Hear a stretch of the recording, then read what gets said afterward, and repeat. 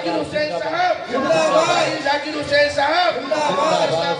صاحب کیا گلاب گڑھ میں نے کتاب کے اندر پڑھا ہے ان مدرسے کے بچوں کا مقام تو دیکھے ان علماء کا مقام تو دیکھے ان کے لیے آپ تو دعائیں کرتے ہی ہو ان کے لیے ہم تو دعائیں کرتے ہی ہیں ان کے لیے مقتدی تو دعائیں کرتے ہی ہیں ان کے لیے ماں باپ تو دعائیں کرتے ہی ہیں لیکن پیارے ایک جملہ دے کر کے جا رہا ہوں ان کے لیے دریا کی مچھلیاں بھی دعائیں کرتی ہیں ان کے لیے ہوائیں بھی دعائیں کرتی ہیں دریاؤں کی مچھلیاں کیوں دعائیں کرتی ہیں جانتے ہو اس لیے کہ اللہ تعالیٰ دریاؤں کے اندر مچھلیوں کو جو روزی دیتا ہے انہی کی دعاؤں کے صدقے میں دیتا ہے جو جانوروں کو روزی دیتا ہے انہی کی دعاؤں کے صدقے میں دیتا ہے جو پرندوں کو روزیاں دیتا ہے اللہ تعالیٰ انہی طلبہ کی دعاؤں کے صدقے میں دیتا ہے یہ تو تھا ان کا مقام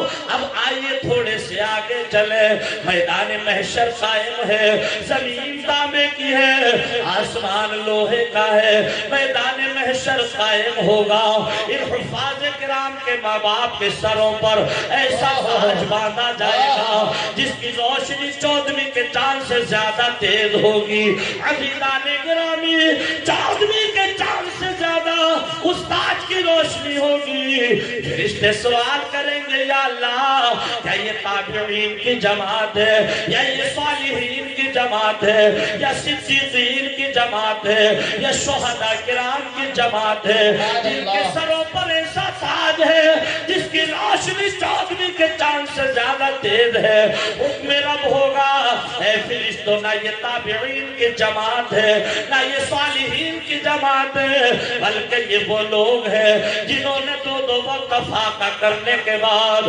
اپنے بچوں کو حافظ قرآن بنایا تھا اپنے بچوں کو قاری قرآن بنایا تھا اپنے بچوں کو عالم بنایا تھا یہ وہ لوگ ہیں یار اب ایک جملہ اور دے دوں میں اس کا مخالف نہیں کہ ہندی نہ پڑھاؤ انگلش نہ پڑھاؤ میرے بچے بھی ہندی انگلش پڑھ رہے ہیں لیکن پہلے قرآن پاک پڑھاؤ حدیث پاک پڑھاؤ اتنا پڑھاؤ تاکہ ضروریات کے مسائل حل کر سکیں اور پھر اس کے بعد ہندی بھی پڑھاؤ انگلش بھی پڑھاؤ اتنا پڑھاؤ تاکہ ہمارے بچے ڈاکٹر بھی بنے ہمارے بچے ماسٹر بھی بنے ہمارے بچے انجینئر بھی بنے اس لیے کہ جب ہمارے بچے ڈاکٹر ہوں گے تو کتنی چور ڈاکٹر نہیں ہوں گے بلکہ ایماندار ڈاکٹر ہوں گے جی کیا دیا ہے حضرت بہت خوب جب ہمارے بچوں کے پاس قرآن پاک کا علم ہوگا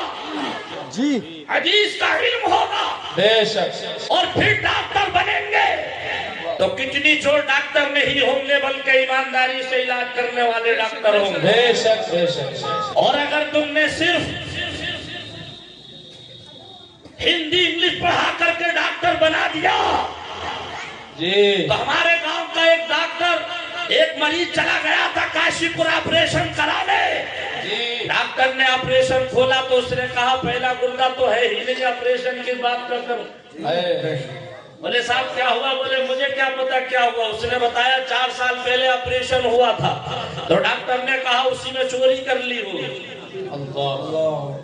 یہ بڑے نقطے کی بات ہے آپ سمجھے نہیں اپنے بچوں کو قرآن پاک پڑھاؤ تاکہ کتنی چور ڈاکٹر نہ بنے ایماندار ڈاکٹر بنے بے شک ضرورت ہے قدم قدم پر ایمانداری کی ضرورت ہے قدم قدم پر فیصلے کی ضرورت ہے قدم قدم پر ہوشیاری کی ایک نقصان اور ہے اگر حافظ قرآن آپ نہ بن سکے قاری قرآن نہ بن سکے آپ کے گھر میں کوئی بیٹا جوان ہوا بیٹی جوان ہوئی شادی کا نمبر آ گیا اب ضرورت ہے یا پڑھے لکھے آدمی کی کیونکہ جب بیٹے کی شادی ہوتی ہے تو سمجھی صاحب کے بہنوئی مشورہ دیتے ہیں بینڈ باجا کہاں کا ہوگا ڈانس پارٹی کہاں کی ہوگی بینڈ باجے کے ساتھ بیٹے کی شادی کریں گے گلاب گڑھ کے سنی بھائیوں تمہیں خبر نہیں بینڈ باجے کے ساتھ شادیاں نہ کیا کرو اس لیے کہ جو دلہن تم بینڈ باجے کے ساتھ بجا کر کے لا رہے ہو پیارے وہ دن دور نہیں ہوگا کہ وہی دلہن تمہارا بینڈ بجانا شروع کر دے گی. سبحان اللہ سبحان اللہ. جی بینڈ باجے کے ساتھ شادی ناجائز و حرام. جی شادی کرنا میرے نبی کی اعلیٰ درجے کی اعلیٰ سنت. بے شک. اس کو سنت کے مطابق کرو. پیغمبر اعظم نے اب سے 1450 برس پہلے فرما دیا تھا نکاح کو آسان کرو زنا سخت کرو. اور زنا سخت اس وقت ہوگا جبکہ نکاح آسان ہوگا. اور نکاح آسان اس وقت ہوگا جبکہ ہمارے درمیان سے جہیز جیسی لعنت بند ہوگی. جی جہیز کا لینا ناجائز نہیں, دینا ناجائز نہیں, لینا دینا دونوں جائز مگر مانگنا ناجائز. بے شک. جی 1 سال پہلے میں ادھر گوڑا سائٹ میں گیا تھا تقریر کرنے کے لیے. وہاں 50% مسلمان بھائی تھے سامعین اور 50% ہندو بھائی تھے جلسے کو سننے والے. جی پرشاسن کا 4 گاڑیوں کا انتظام تھا. مجھے جہیز کے خلاف موضوع دیا گیا تھا. سب سے زیادہ اگر کسی نے انعام دیا تھا جہیز کے خلاف تقریر سن کر کے تو وہ کسی اور نے نہیں بلکہ پولیس پرشاسن نے دیا تھا مجھے. اس لیے کہ کوئی مذہب یہ نہیں کہتا کہ شادیوں کو سخت کرو. کوئی مذہب یہ نہیں کہتا کہ بیٹیوں کو تم 30 40 سال کی جوان بنا کر کے اپنے گھر پہ رکھو. نکاح کو آسان کرو, شادیوں کو آسان کرو. اور شادیاں آسان کب ہوگی جب ہمارے بیٹے بچیاں پڑھے لکھے ہو. جی بے شک. تم نے ابھی دل پہ سوچا نہیں اللہ تعالیٰ نے ہمیں کس لیے بنایا. آج ہمارے گھروں کے اندر معاشرہ کیوں بگڑتا چلا جا رہا ہے, بہن بیٹیوں کا حال کیوں بگڑتا چلا جا رہا ہے. کبھی ہم نے سوچا نہیں یہ ہماری بہن بیٹیاں بیٹھی ہیں, مائیں بیٹھی ہیں, کان کھول کر کے سنے اس لیے کہ تقریر کا تھوڑا سا حصہ ان کے لیے بھی ہے, یہ بھی کچھ نہ کچھ لے کر کے جائے. ضرورت ہے انہیں تعلیم کی, انہیں اپنے شوہروں سے بات کرنا نہیں آتا. کتنے فون صبح سے شام تک موبائل پر آتے ہیں. مولانا شوہر پیار نہیں کرتا تو کبھی شوہر کا فون آتا ہے مولانا بیوی محبت نہیں کرتی. میں سوچنے پر مجبور ہو جاتا ہوں ذاکر اللہ تعالیٰ نے میاں بیوی کا رشتہ بڑی محبت والا بنایا ہے, بڑا پیار والا بنایا ہے, لیکن محبت نہیں کرتے. اس کی وجہ کیا ہے؟ میں نے ایک تقریر میں کہا تھا وہ نیٹ پر آ چکی ہے. میں نے کہا نوجوانوں تم نے طریقہ مصطفیٰ کو چھوڑ دیا اور بہن بیٹیوں نے طریقہ فاطمہ زہرا کو چھوڑ دیا, طریقہ عائشہ صدیقہ کو چھوڑ دیا. اگر شوہر کو 3 وقت کا فاقہ ہے, اگر گھر میں آئے کبھی بیوی مزاج پرسی نہیں کرتی, آؤ تھوڑی دیر کے لیے ہم چلے سرکار کی بیٹی کی بارگاہ میں, فاطمہ کی بارگاہ میں. حضرت علی کہیں سے باہر سے تشریف لائے, گھر میں 3 وقت کا فاقہ ہے. خاتون جنت نے جیسے ہی دیکھا میرے سر کے تاج گھر میں آ چکے ہیں, میرے شوہر گھر میں آ چکے ہیں, ہلکا ہلکا فاطمہ پہ بخار ہے, 3 وقت کا فاقہ ہے. لیکن فاطمہ کھڑی ہو گئی اور علی کو کھڑے ہو کر کے سلام کیا, 2 قدم بڑھ کر کے مسکرا کر کے سلام کیا. علی نے سلام کا جواب دیا, پیار میں دریائے کرم جوش پر آ گیا. فرماتے ہیں فاطمہ آج تم ہم سے کچھ مانگ لو. سبحان اللہ سبحان اللہ سبحان شوہر کا دل خوش ہوتا ہے تو بالکل رحمت کے پٹارے کھول دیتا ہے. جی بے شک. جیسے آج ہمارے مولانا نظام الدین صاحب نے اشعار کا پٹارا کھولا. بے شک. سمجھ میں آ رہی ہے کہ نہیں آ رہی؟ بولو ذرا زور سے بولو. سبحان اللہ. فاطمہ سے علی فرماتے فاطمہ کچھ مانگ لو. اگر آج کل کوئی آدمی اپنی بیوی سے کہتے بیگم کچھ مانگ لو تو کہے گی کچھ نہ چاہیے, اگر ہو سکے تو جنت کی گھاس کا سوٹ لا کر کے دے دو,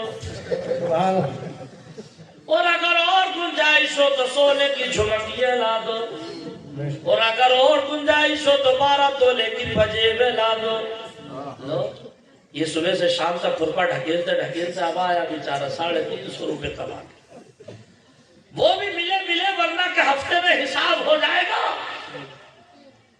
نبی فرماتے ہیں نیک عورت وہ ہے جو اپنے شوہر کی سے زیادہ خرچے کا مطالبہ نہ کرے. کیا بات ہے، بہت خوب بہت خوب. اپنے شوہر کی آمدنی کو دیکھ کر خرچے کا مطالبہ کرے. جی صحیح کہا.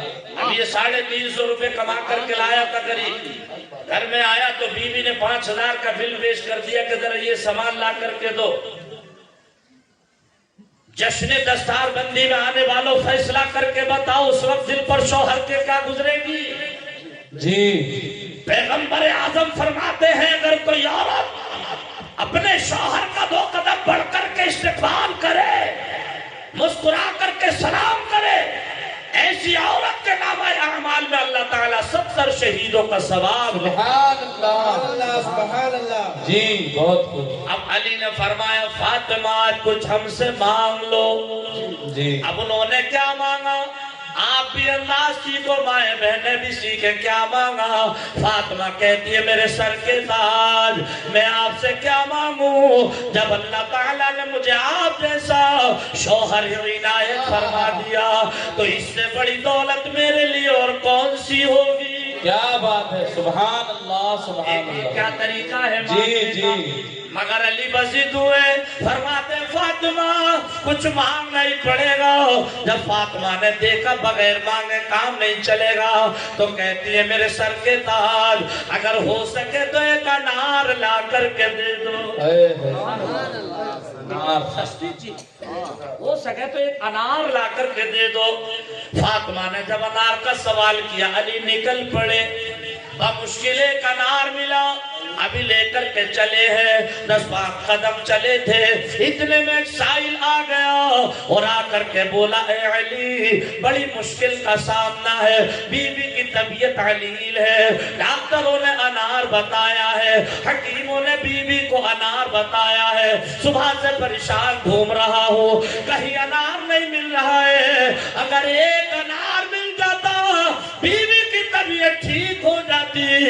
علی مشکل کشا ہے، 1 سیکنڈ کی دیر نہ کی، اس کو سائل کو انار دے دیا اور صرف انار ہی نہیں دیا بلکہ ساتھ میں جو دعائیں بھی دی. فرماتے ہیں لو بھائی اللہ تعالیٰ آپ کا بھلا فرمائے. ارے کیسے صابر تھے محمد کے گھرانے والے، تڑپ کر کے بولو سبحان اللہ.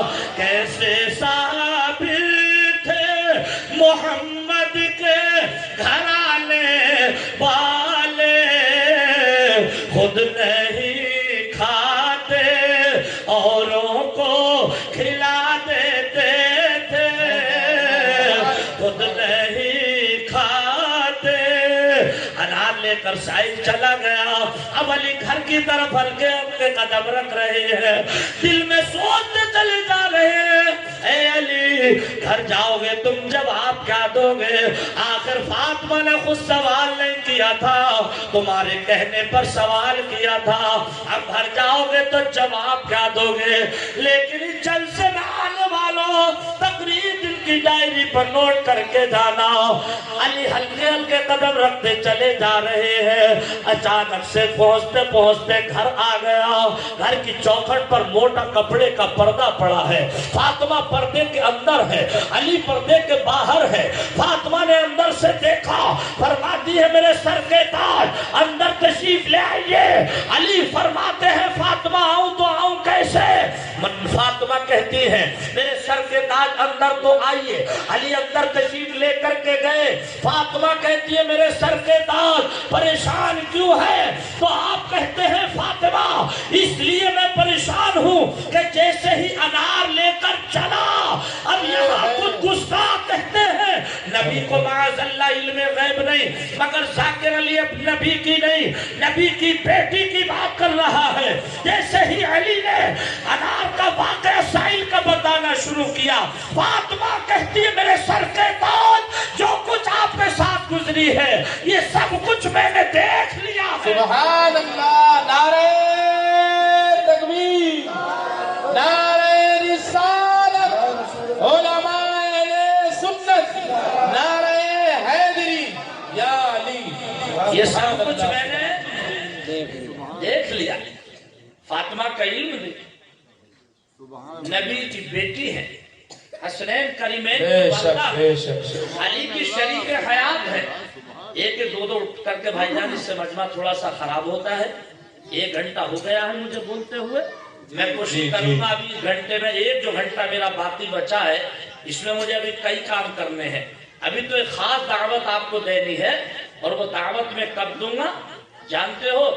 जिस वक्त मैं समझूंगा कि आपका मूड बिल्कुल एकदम फ्रेश है।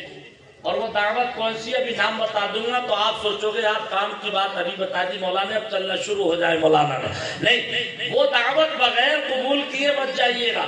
बड़ी जानदार और बड़ी उम्दा दावत जी, है। जी, जी। आप कहोगे कि मुर्ग मुसल्लम की दावत होगी, बिरयानी कोरमे की दावत होगी, तो खाने पीने का नाम सुनकर के मुसलमानों के मुंह में पानी आने लगता है।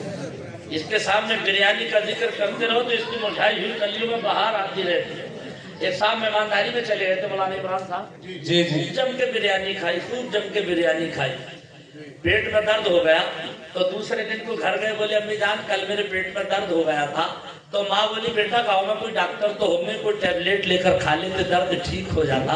तो बोले माँ पेट में टैबलेट के लाई गुंजाइश होती तो एक लुकमा बिरयानी का ही और ना खा लेता। तो आए तकदीर बहुत खूब। खाने की क्या जरूरत थी। वो दावत बगैर कबूल करे मत जाइए। और अब बस उसी दावत की तरफ तकरीर लेकर के आ रहा हूँ, जरा जोर से बोल दीजिए सुभान अल्लाह। सुभान अल्लाह। अली पूछते फातिमा तबीयत कैसी है? कहने लगी मेरे सर के ताज बहुत अच्छी तबीयत है। फरमाते ये बता दो तबीयत ठीक कब से हुई? तो फातिमा कहती है मेरे सर के ताज जिस वक्त से उस साहिल की बीवी ने अनार खाना शुरू किया था, अनार उस साहिल की बीवी खा रही थी, फायदा मुझे हो रहा था। सुभान अल्लाह। अनार साहिल की बीवी खा रही थी, फायदा मुझे हो रहा था। मदरसा रज़ाक़िया में आने वालों, तुम नमाज़ें पढ़ करके दुआएं मांगा करो, तो पहले अपने लिए नहीं अपने माँ बाप के लिए मांगा करो।